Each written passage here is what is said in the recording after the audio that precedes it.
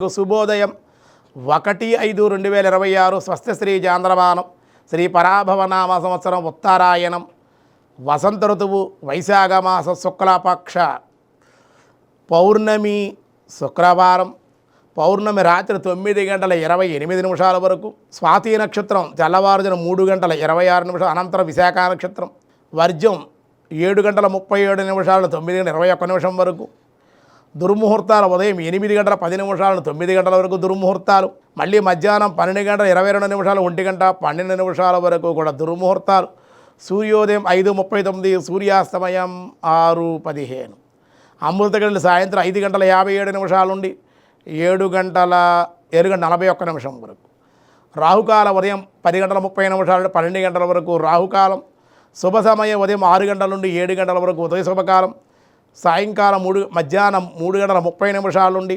4:10 వరకు సిద్ధియోగం రాత్రి 8:28 భద్ర ఉదయం 8:43 భవ రాత్రి 9:28 దినారంభ చక్రంలో ఈరోజు ముందుగా మేషరాశి వారికి అనుకూలంగా ఉంది. దేవాలయ దర్శనాలు ప్రయాణాలు ఉండే అవకాశం ఉంది.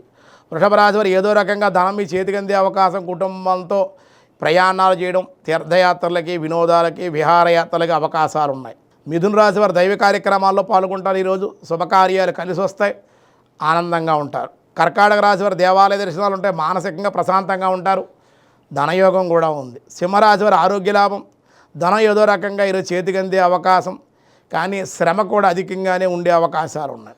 కన్యారాశి వారు గృహ వాహనాల్లో మార్పులు, వాహనాల రిపేర్లు, శ్రమ అధికంగా ఉండే అవకాశం. తులారాశి వారు మీ చేతుల మీదుగా కొన్ని శుభకార్యాలు నిర్వహణ దాని శ్రీకారం చుట్టే అవకాశాలు ఉన్నాయి.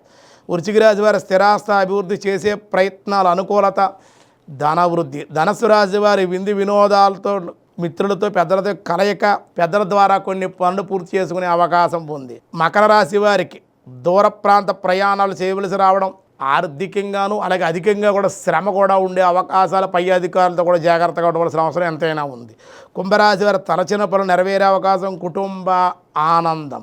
మీనరాశి వారికి శ్రమానంతర లాభాలే ఉంటాయి, స్వల్పంగా వ్యాపారంలో మటుకు లాభాలు ఉండే అవకాశం ఉంది.